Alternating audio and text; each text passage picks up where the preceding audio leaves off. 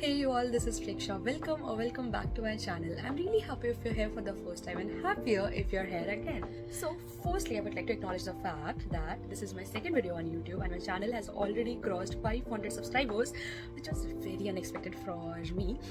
Because if you remember, मैं last video में ऐसे कहा था कि दिस वीडियो ऐसे बहुत रॉ एक्सपीरियंस से शेयर कर रही हूँ, अप टू द मार्क नहीं है, and you know it was very raw.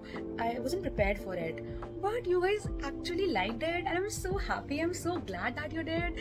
I'm so grateful for you all. So I found out that you guys have a lot of questions, queries and assumptions related to CUET and my CUET journey. So in this video I'm going to cover all of those questions and make sure you watch this video till the end because it will be very beneficial for you all. And since एक महीना ही बचा है तो a lot of you asked me कि क्या मैंने offline coaching करी थी या फिर ऑनलाइन सब्सक्रिप्शन लिया था या फिर मैंने सेल्फ स्टडी किया था CUET के लिए. So answer to this is before 2 months of my exam मैंने अपनी कक्षा बाय अमन दत्तावाल उसका सब्सक्रिप्शन लिया था CUET के लिए. And that subscription included recorded lectures, like सारे टॉपिक्स के रिकॉर्डेड लेक्चर्स थे उसके अंदर, प्रैक्टिस टेस्ट थे एंड उसमें कुछ डाउट सॉल्विंग कुछ क्लासेस वगैरह भी थी. ओके, सो मैंने उसे कैसे किया था कि फॉर 15 to 20 डेज मैंने उसको जनरली बहुत अच्छे से कंसिस्टेंटली उसे फॉलो किया. Like I used to attend those classes and all. But जैसे जैसे CUET पास आता गया आई वाज लाइक कि बहुत स्लो पेस से चल रही हूँ, मैंने ऐसे काम नहीं चलने वाला है. सो उसके बाद में मैंने वो चीज़ छोड़ दी. Although it was very helpful and beneficial, but उस टाइम पे मेरे पास इतना टाइम नहीं था कि मैं वो करूँ. And then I switch to self study एकदम. And so the most frequently and most repeatedly asked question is कि what resources did I use and what channels did I use for studying. So मेरे subjects were maths, English, chemistry, entrepreneurship and general test. So हम ना अब one by one बात करेंगे कि suppose maths है तो मैंने उसको स्टार्टिंग से लेके एंड तक कहाँ से पढ़ा, कैसे पढ़ा, क्या क्या चीज़ें टेक्निक्स यूज़ करी. So make sure you don't skip this part, okay, because इसमें छोटी छोटी चीज़ें मैं स्टार्टिंग से बताने वाली हूँ. मैथ्स के लिए सिंस टाइम कम था, I am talking about those 21 days, okay, and मेरे कॉन्सेप्ट थोड़े से वीक थे. सिंस मैंने 12th में मेरी थोड़ी रफ गई थी तो मैंने पहले ना NCERT को ढंग से सॉल्व किया. लाइक जो टॉपिक्स थे मैंने NCERT को बहुत अच्छे से रिलीजियसली सॉल्व किया ताकि कोई ना कोई कुछ कॉन्सेप्ट रहना जाए वहाँ से. उसके बाद में मेरे पास ना टाइम नहीं था कि मैं कोई और बुक रेफर करूँ, तो आई सीधा jumped on to the sample papers. Maths के सैम्पल पेपर्स प्रॉपर्ली करें, एक बार रिटन वाले सैम्पल पेपर्स हो जाए उसके बाद मैं jumped on to the YouTube वाले क्वेश्चंस. सो यूट्यूब पे एक चैनल है CUET अड्डा 24/7, राइट.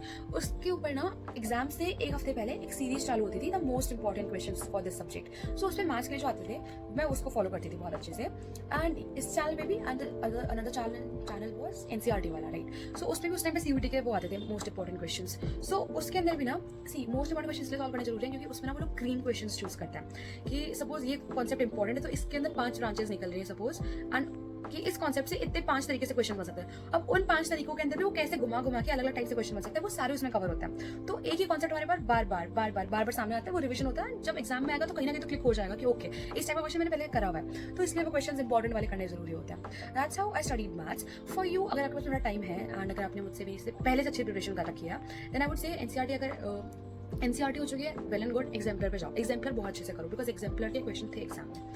एग्जाम्पलर भी हो गई है, सैम्पल पेपर करो. सैम्पल पेपर मैंने करे थे ओसवाल के करे थे, अरिहंत के करे थे, राइट. ये भी हो जाए देन गो फॉर यूट्यूब वाला चीज़. एंड यूट्यूब पे इन 2 चैनल्स के अलावा भी आपको बहुत सारे चैनल्स मिल जाएंगे. I am telling my personal experience जो मैंने उस टाइम पे फॉलो किया था. अब तो यार 1 साल और बढ़ चुका है और चीज़ें नहीं आ गई होंगी. अब you can go through them also.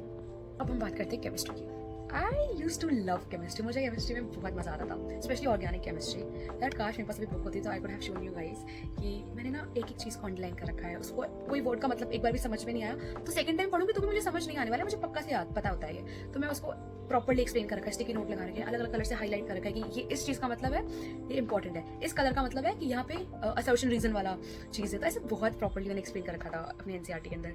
And मुझे तब मजा आता था ना उसको बार बार देखने में कि हाय इतना अच्छे से मैंने एक्सप्लेन कर रखा है, तो पढ़ने में मजा आता है वो चीज़ करने में. Okay, so coming back to the main point कि how to study for chemistry. Firstly NCERT को अच्छे से बहुत अच्छे से पढ़ लो, मोर देन इनफ है ये. एंड अगर तुम्हें ऐसा लग रहा है कि NCERT पढ़ने के बाद में तो क्वेश्चन सॉल्व नहीं कर पा रहे हो देन NCERT अच्छे से नहीं पढ़ी.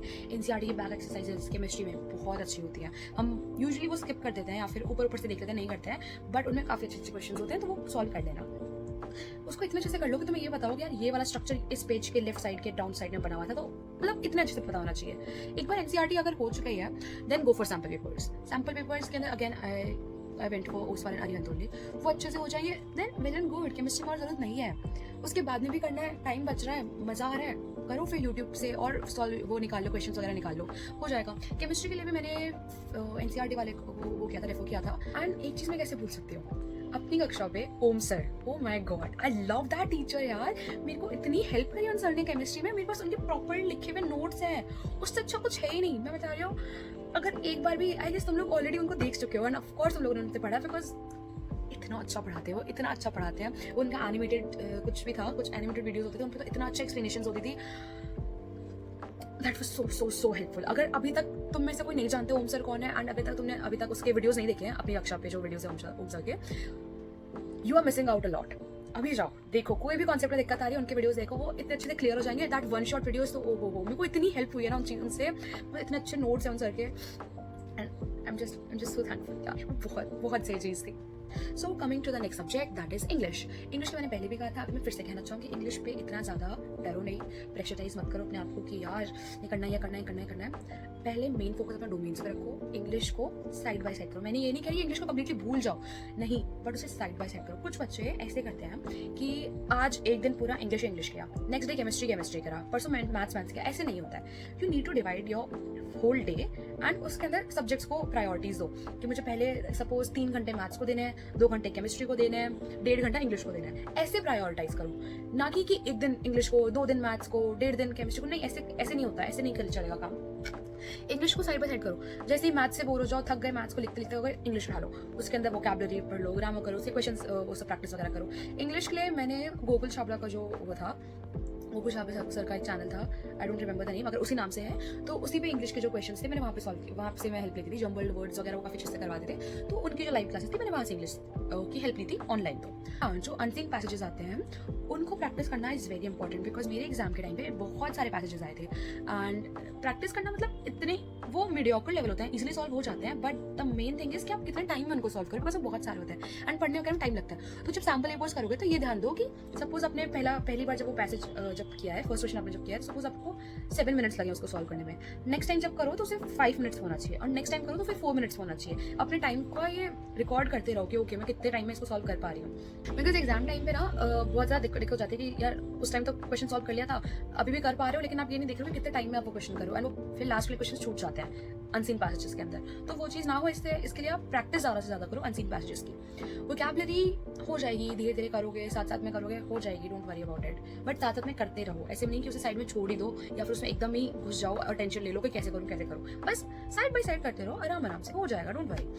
अबाउट एंटरप्रेन्योरशिप, ऑल्दो बहुत सारे बच्चों के पास में नहीं होता है ये सब्जेक्ट, बट स्टिल उसके लिए मैंने जो एनसीईआरटी होती है 12th वाली, वो that is more than enough, वो तो बहुत सही होती है। उसमें से बहुत सारे मतलब सारे कॉन्सेप्ट उसी के अंदर, उससे बाहर कुछ नहीं आने वाला है। उसमें सारे पॉइंट्स हाईलाइट करके रख लो, इंपॉर्टेंट जो चीज़ें पॉइंट्स हैं वो हाईलाइट करके रखोगे, उसको रिविजन करोगे उसके, तो वो वेल एंड गुड, इसमें आना जरूरत नहीं है। उसके अलावा सैम्पल पेपर कर लो, यूट्यूब पे ज़्यादा टाइम है एंड ऐसे ही कुछ प्रैक्टिस करना है, तो फिर मैंने शायद गोकुल छाबड़ा का जो एंटरप्रेन्योरशिप वाला जो वीडियो था वो देखा था, उसके अंदर वो क्वेश्चंस वगैरह सॉल्व करा देते टाइमर वगैरह लगा के, तो उसको मैं देख लेती थी, थोड़ा सा आइडिया हो जाता था, एक्स्ट्रा आइडिया।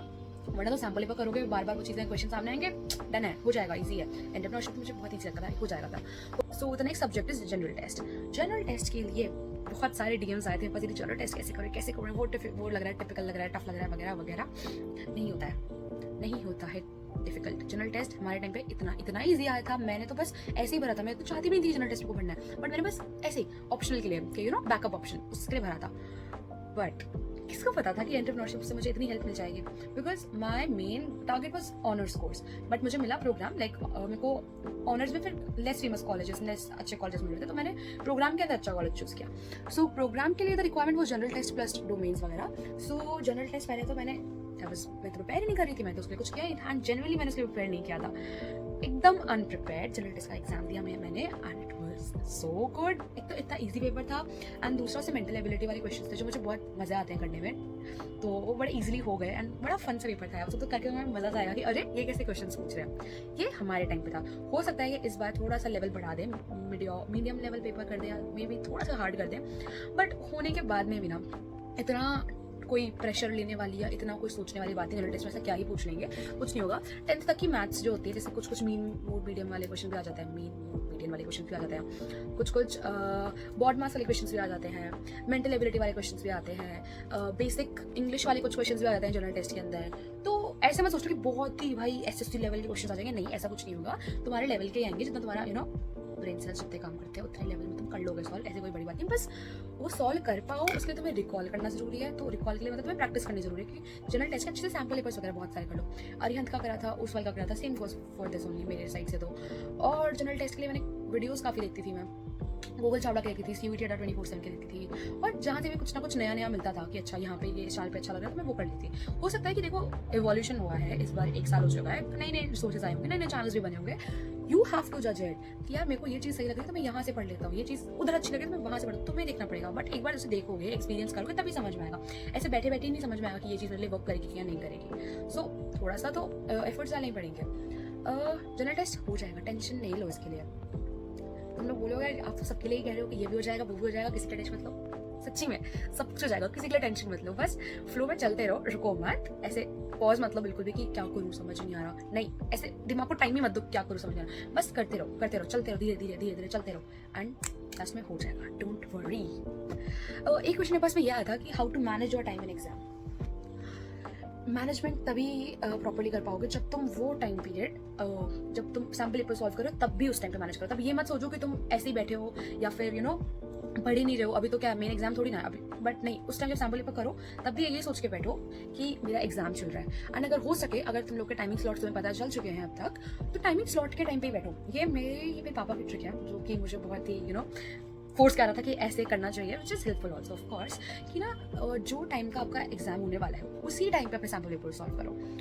एंड ये चीज़ बहुत ही ऐसे क्लिकिंग वाली है कि दिस इज़ वेरी हेल्पफुल, क्योंकि आपका ब्रेन ना उसके लिए उसी टाइप का फंक्शनिंग करने के लिए प्रिपेयर हो जाता है पहले से कि अच्छा इस टाइम पे मेरा एकदम हाइपर फोकस होना चाहिए, मैं एकदम अटेंटिव होनी चाहिए, मुझे उस टाइम पे प्यास नहीं लगनी चाहिए, मुझे वॉशरूम नहीं जाना चाहिए, एकदम आप उस टाइम एकदम कॉन्सेंट्रेटेड होकर बैठ रहे हो। Suppose the timing is 1 to 3, तो उस टाइम पे आप प्रॉपर्ली उसी में इंडल्ज हो, गेट बंद कर दो, बीच में कुछ किसी को अलाउ मत करो रूम के अंदर आने के लिए, टेबल चेयर पे ही प्रॉपर्ली बैठो।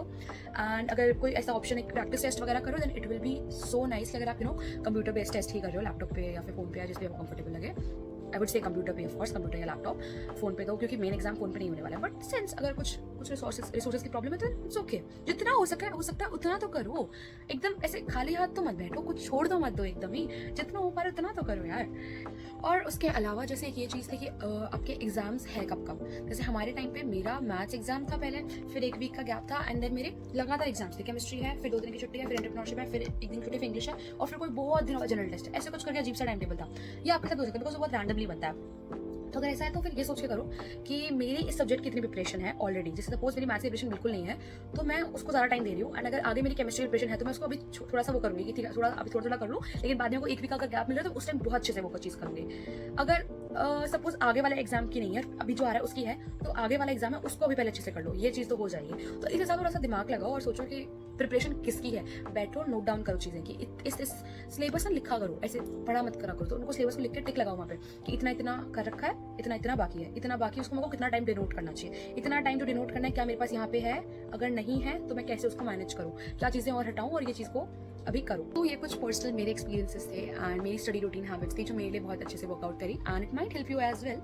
सो यार इतना पैनिक मत करो, मैं जो इतना बोल रही हूँ कि हो जाएगा, सच में हो जाएगा। मज़े में पढ़ाई करो, खुशी होनी चाहिए तुम्हें सोने से पहले कि यार मैंने आज इतना पढ़ाई करा, मैं अपने ड्रीम कॉलेज के पास में जा रहा हूँ, इतना गोल कंप्लीट हो गया है, इतना मैंने पढ़ लिया है, एंड एग्जाम आने वाला है। एग्जाम से घबराओ नहीं, एग्जाम को एंजॉय करोगे, एग्जाम ही तो है जो तुम्हें अपने ड्रीम के पास पहुंचा रहा है। एग्जाम से डरोगे, उससे दूर भागोगे तो अपने ड्रीम से दूर भाग रहे हो, भागना नहीं, उसके पास जाना है कि ठीक है जल्दी में पढ़ाई कर लो, जल्दी से दिन बीत जाए, मेरा एग्जाम मेरे पास आए और मेरा रिजल्ट आए एंड मैं अपने ड्रीम प्लेस पे आऊँ। सो ये चीज़ का ध्यान रखो, पैनिक बिल्कुल मत करो। कि बहुत सारे बच्चे मुझसे ऐसे बोलते हैं यार डर लग रहा है, प्रेशर आ रहा है, फोकस नहीं हो रहा, पढ़ाई नहीं हो रही, ये नहीं हो रहा। अरे हो जाएगा, चिल करो, इतना मुश्किल नहीं है, जेन्युइनली इतना मुश्किल नहीं है, सच में हो जाएगा। अगर मतलब ये सोच के करोगे ना कि मैं अपने पेस पे चल रही हूँ, मैं अपने पेस से काम चीज़ें हो रही हैं and I am on the right track, just believe on yourself that you are on the right track and you are sorting out things and everything will fall in place eventually थोड़ा सा, ठीक है। सो वो चीज़ें हो जाएंगी, don't worry, don't panic.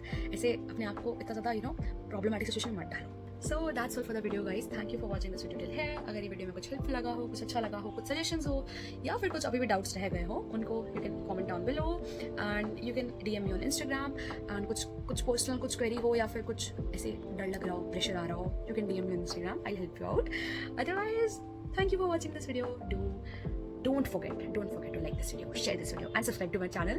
It's already 500 and let's target 4,000 subscribers next. I'm so happy, I'm so grateful for you all.